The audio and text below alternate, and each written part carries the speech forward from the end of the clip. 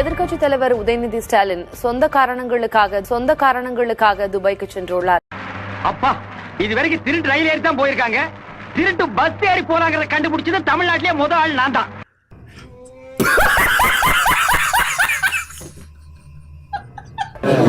Dubai போயிட்டு வந்துறாரு. நாலு girl friend வச்சுக்கிறாரு. இதுதான் வாழ்க்கை. ஒருத்தனுக்கு எந்திரிச்சு நிக்கவே ஒக்கில்லையா, அவனுக்கு 9 பொண்டாட்டி கேக்குதா.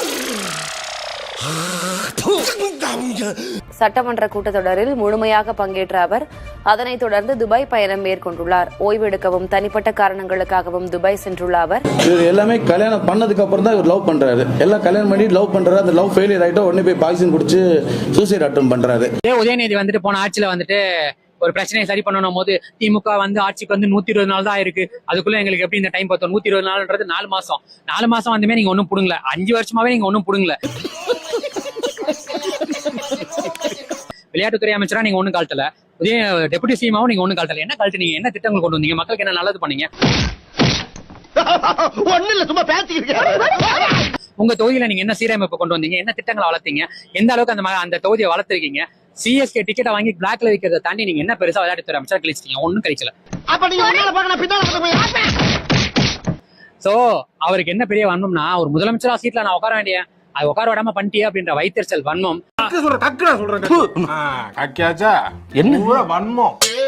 இளவு வீட்டுல பொம்பளைங்களோட மோசமா அழுதுகிட்டு இருக்காங்க ஸ்டேஜ் போட்டு. அதுல ஒரு பகுதி தான் இவர் புலம்புறது. இளவு வீட்டுல பொம்பளைங்க கூட இவ்வளவு அழுக மாட்டாளுங்க. ஆனா நீ இந்த ஆளே அழுகிறியடா. இந்த ஆளே அழுகிற நீ. சோ இவர் வந்து மக்களே மதிக்கல தலைவா. இவர் பேசுறதுல மக்களே கண்டுக்கல. மக்கள் தெளிவா இருக்காங்க. நாங்க வந்து 6 மாசம் டைம் கொடுத்துருக்கோம். மக்களே கேட்கறாங்க, நீ ஏன்னா டைம் கொடுக்கறது அவங்களுக்கு? நாங்க டைம் கொடுத்துருக்கோம் அவருக்கு 5 வருஷம் ஆட்சியால. அவர் அது நல்ல சேவாரி மூடிட்டு இருக்கான்னு மக்களே சொல்லிட்டாங்க. அவர் மக்களுக்காக பேசல. இன்னுமே திமுக ஏன் தோச்சுன்னு பித்து புடிச்சு தெரியறானுங்க. அண்ணாவும் ராஜாஜியும் இருந்து சட்டமன்றத்தில் நாதாரி தலைவர்கள் எல்லாம் இன்றைக்கு முதலமைச்சராக என்ன ஆராசா அவர்கள் தோல்வி ஏற்பட்டதிலிருந்து மிகுந்த மன உளைச்சல், பல விதமான உளறல்களை அவர் வந்து செய்து வருகிறார். இன்னைக்கு முதலமைச்சர் நாதாரி அப்படின்னு சொல்லக்கூடிய ஒரு வார்த்தையை பயன்படுத்தி இருக்கிறார். ஆபாச ராசா. இந்த தலைவனை ஒரு தேர்தலை வச்சு எடை போடுவீங்களா? இந்த தலைவனை ஒரு தேர்தல் வச்சு எடை போடுவீங்களா? இவர்தான் பிரிட்டிஷ் இளவரசர் சார்லஸ். தயவு பண்ணி அறிவிங்க, கூட்டணி இனிமேல் யாரோடும் இல்லை. திமுக தனித்து வச்சுக்க. அது எப்படா முடியும்? தனியா நிக்கலாம். 234 தொகுதியில நாம தான் ஜெயிக்க போறோம். இதே வாய்ஸ் விடால அடுத்த எலெக்ஷன்ல காணிங்கயா. நானா என்ன கொடுத்துற நீ? உங்களால முடியும். தயவு பண்ணி அறிவிங்க, கூட்டணி இனிமேல் யாரோடும் இல்லை. திமுக தனித்து வச்சுக்க.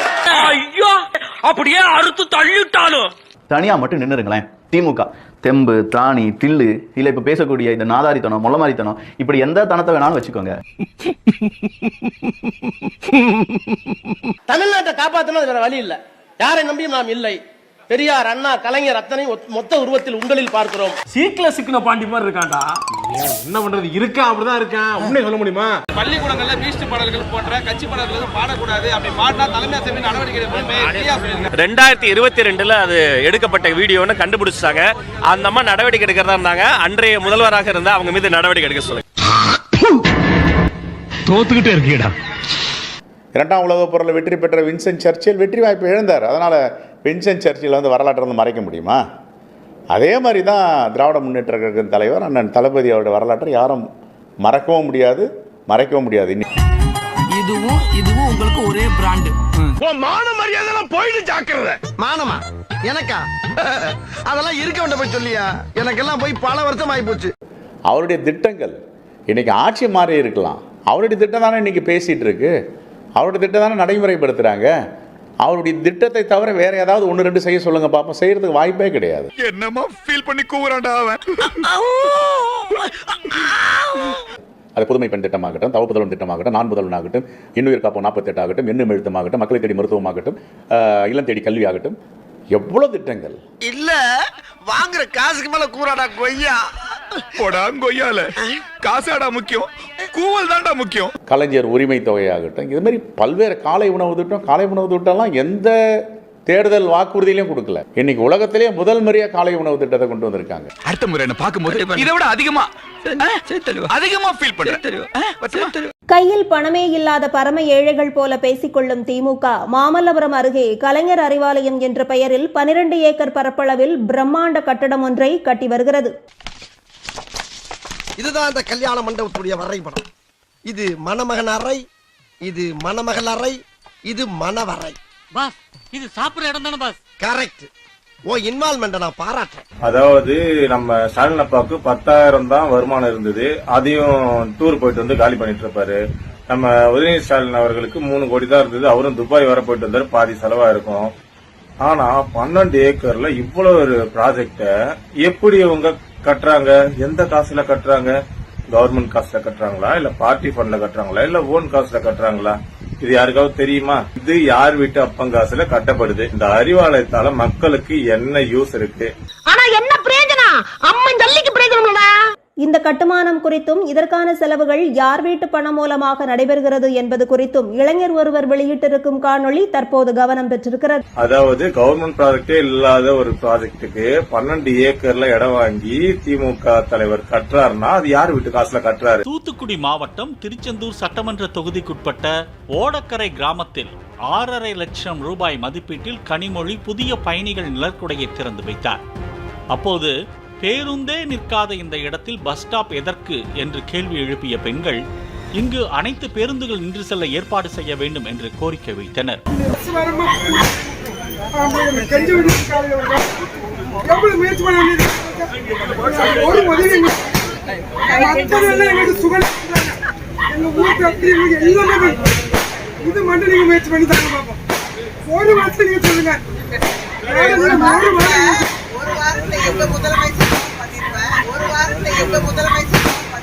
நீங்க சும்மா செஞ்சிட்டாலும் நாங்க அப்படியே அசந்து அழுத்துத்தான் போயிருவோம். நம்ம முதல்வராக இருந்தால் 1 வாரத்திற்குள் செய்து கொடுத்திருப்பேன் என்று கூறிய கனிமொழி பெண்களின் கோரிக்கையை நிராகரித்து விட்டு காரில் ஏறி சென்றார். ஓரளவுக்கு விவரம் தெரிஞ்சு எங்கள்கிட்ட இவ்வளவு பொய் சொல்றிய, ஒன்னும் தெரியாதவன்னா அவன் பக்கத்துல வந்து நின்றான்னா போட்டு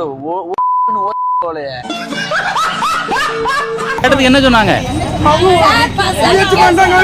எங்க ஆட்சி வரலங்க, அவங்க ஆட்சி வரலன்னு சொல்லலாமா? அது பேசக்கூடாது. அவங்க நாங்க முயற்சி பண்றோமா, நாங்க செய்யறோம். எம்எல்ஏ யாரு? இப்பவும் திமுக காரர் தானே இங்க எம்எல்ஏவாக இருக்கிறார் என்று பெண்கள் ஆதங்கப்பட்ட நிலையில் நின்று குறை தீர்க்க நடவடிக்கை மேற்கொள்ளாமல் தொகுதி எம்எல்ஏ அனிதா ராதாகிருஷ்ணனும் கூட்டத்தோடு நழுவி சென்றார். ஹலோ ஹலோ, அப்படி போயிட்டா? இப்படியே நான் விக்ரமாதித்த வாதாளம் மாதிரி முதுகுல தெனிக்க ஏறி கட்டி பிடிச்சின்னு கேள்வி எல்லாம் கேட்பேன். அதுக்கெல்லாம் நீங்க பதில் சொல்லி ஆகணும், சொல்லியே ஆகணும். அதுதானே வாங்குறீங்க நீங்க துட்டே. எந்த ஒரு காசு கீசு செலவு பண்ணாம இன்னைக்கு அரசாங்கம் வந்திருக்குங்க. இதை விட மாற்றம் வேணுமா? இன்னொன்னு சொல்றேன், இன்னைக்கு நம்முடைய சகோதரர் விஜய் அவர் வாங்குற வாக்கு 35 விழுக்காடு. அடுத்த ஒரு தேர்தல் வைங்க, குறைஞ்சபட்சம் 60 விழுக்காடு வாக்கு அவர் கூட நான் சொல்லுவேன். எனக்கு அந்த நம்பிக்கை இருக்கு. ஏன்னா இன்னைக்கு நிறைய சொல்றாங்க இவ்வளவு ஜெயிச்சிட்டாரு, 108 இடங்கள் ஜெயிச்சிட்டாரு, காசு பணம் இல்லாம ஜாதி மத அரசியல் பேசாம ஜெயிச்சிருக்காரு. இவர் ஜெயிக்க மாட்டேன் தெரிஞ்சுதான் நாங்களும் ஓட்டு போட்டு போய் இன்னைக்கு பல பேரை பார்க்க சொல்றவங்க பாக்குறாங்க.